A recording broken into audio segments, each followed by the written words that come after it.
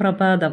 ജനാലയുടെ മുകളിലൂടെ പ്രകാശം അകത്തേക്ക് അരിച്ചു കടന്നു വന്നപ്പോൾ ശിവൻ കണ്ണു തുറന്നു. സമീപത്ത് അവനെ കെട്ടിപ്പിടിച്ചു കിടന്ന് ഉറങ്ങുകയാണ് ചൈതന്യ.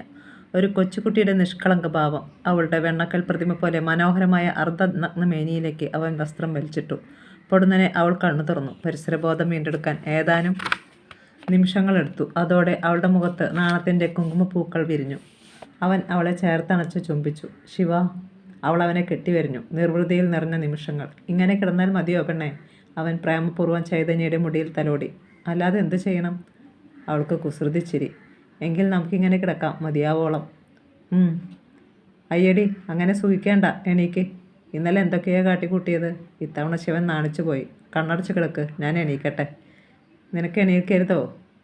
അതിന് എൻ്റെ കണ്ണ് തുറന്നിരുന്നാൽ എന്താ? കണ്ണടയ്ക്കുന്നേ. എന്നാൽ ഞാൻ എണീക്കില്ല. ഓക്കെ. അവൻ കണ്ണടച്ചു. അവൾ വസ്ത്രങ്ങൾ ശരിയാക്കിയപ്പോഴേക്കും പതിയെ കണ്ണു തുറന്നു നോക്കി. കണ്ണടയ്ക്കാൻ. അവൻ ചിരിച്ചതേയുള്ളൂ. പുറത്ത് കലപ്പിലെ ശബ്ദങ്ങൾ കേൾക്കുന്നു. പാത്രങ്ങൾ കൂട്ടിമുട്ടുന്ന ശബ്ദം. സ്ത്രീകൾ പരസ്പരം ചീത്ത പറയുന്നു. താഴെ ഒരു പൈപ്പേയുള്ളൂ. തെരുവിലെ ആൾക്കാർ വെള്ളം ശേഖരിക്കുന്നത് അവിടെ നിന്നാണ്. അതിൻ്റെ തിരക്കാണ് രാവിലെ. ശിവൻ വാതിൽ തുറന്നു. താഴെ പൈപ്പിനരികിൽ ക്യൂ ആണ്. അവൻ 2 കുടങ്ങളുമായി ഇറങ്ങി. അവർ താമസിച്ച കെട്ടിടത്തിൽ ഒരു കോമൺ ബാത്റൂമാണുള്ളത്. അതും വൃത്തിക്കേടിൻ്റെ അങ്ങേയറ്റം. സമയം 10 മണി. ശിവനും ചൈതന്യയും പ്രാതലുണ്ടാക്കി കഴിച്ചു. വാതിൽ അടച്ചിരിക്കുകയാണ് അവർ. ശിവ. ക്ലിനിക്കിൽ പോയി മരുന്ന് വയ്ക്കണ്ടേ? എന്തിനാ? മുറിവൊക്കെ തനിയെ കരിഞ്ഞോളൂ. അത് പറ്റില്ല, മരുന്ന് വയ്ക്കണം. ശരി. അവസാനം അവൻ വഴങ്ങി. അവർ പുറത്തേക്കിറങ്ങാൻ ഭാവിച്ചപ്പോൾ കുടുസ് കോവണി വല്ലാതെ കരയുന്ന ശബ്ദം കേട്ടു. ആരോ ശക്തിയിൽ കയറി വരികയാണ്.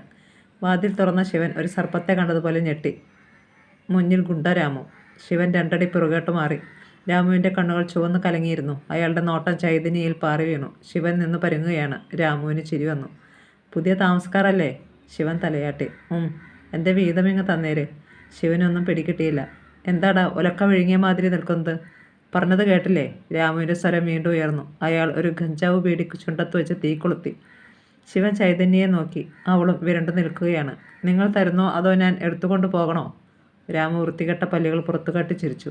മറ്റു മുറികളിൽ ഉണ്ടായിരുന്നവർ എത്തി നോക്കി. ശിവൻ പിന്നോട്ട് മാറി. ഒരു 100 രൂപ നോട്ടെടുത്ത് രാമുവിന് നീട്ടി. അയാൾ അത് തട്ടിപ്പറിച്ചു. അയ്യടാ, 100 രൂപയോ? ഇതെന്തിനാടാ? പട്ടിക്ക് ഇറച്ചി വാങ്ങിക്കാനോ? എടുക്കടാ ബാക്കി കൂടി. ഞങ്ങൾ പാവങ്ങളാണ്, ദയവ് ചെയ്ത് ദ്രോഹിക്കരുത്, ശിവൻ അപേക്ഷിച്ചു. അത് കൊള്ളാമല്ലോടാ. ഇവിടെ ചില ചടങ്ങുകളൊക്കെയുണ്ട്. അതനുസരിച്ച് ജീവിക്കാമെങ്കിൽ ഇവിടെ താമസിച്ചാൽ മതി. അല്ലെങ്കിൽ വേഗം പോയിക്കോ. അങ്ങനെ പറയരുത്. ഞങ്ങൾക്ക് പോകാൻ മറ്റൊരിടമില്ല. എങ്കിൽ 400 രൂപ കൂടി എടുക്ക്. സത്യമായിട്ട് ഞങ്ങളുടെ കയ്യിൽ പണമൊന്നുമില്ല.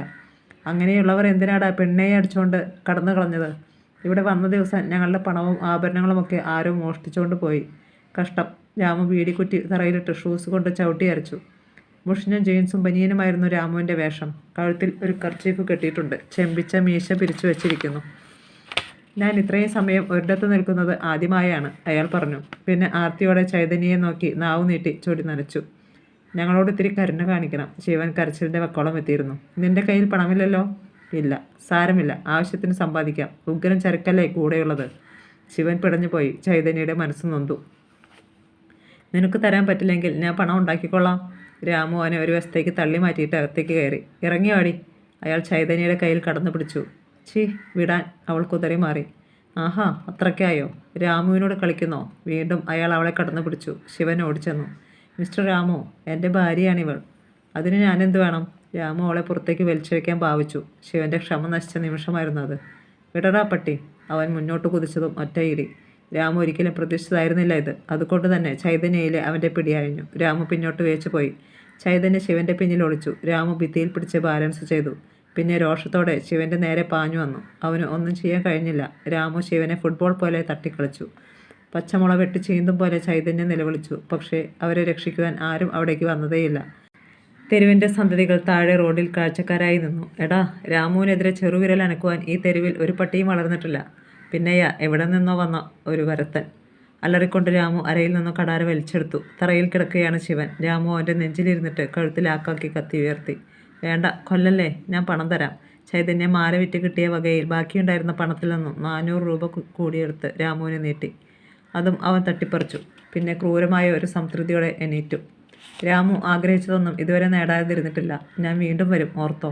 കടാര അരയിലും കറൻസി കീശയിലും തിരുകിക്കൊണ്ട് അയാൾ ഇറങ്ങിപ്പോയി. ശിവന് എണീക്കാൻ കഴിഞ്ഞില്ല. മോനെ വിങ്ങിക്കൊണ്ട് ചൈതന്യ ശിവനെ താങ്ങി എണീപ്പിച്ചു. എന്തിനാ അയാളുമായി അടിവെച്ചത്?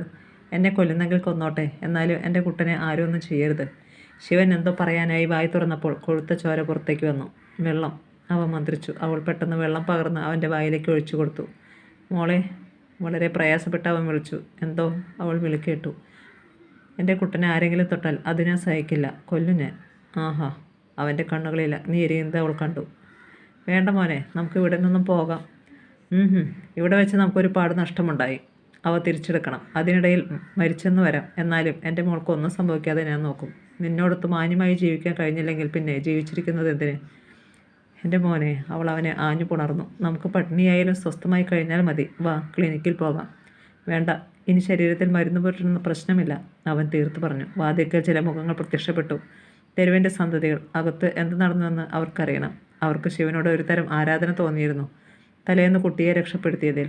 പ്രതികരണശേഷിയില്ലാത്ത ശവങ്ങൾ. ശിവൻ ഓർത്തു, ഇവർ ഒറ്റക്കെട്ടായി നിന്നിരുന്നുവെങ്കിൽ ഇവിടെ ഒരു ഗുണ്ടയും വിളയാടുകയില്ലായിരുന്നു. ആൾക്കാരെ വകഞ്ഞു മാറ്റിക്കൊണ്ട് ഒരാൾ അകത്തേക്ക് ഓടി വന്നു. വിജയരാജൻ.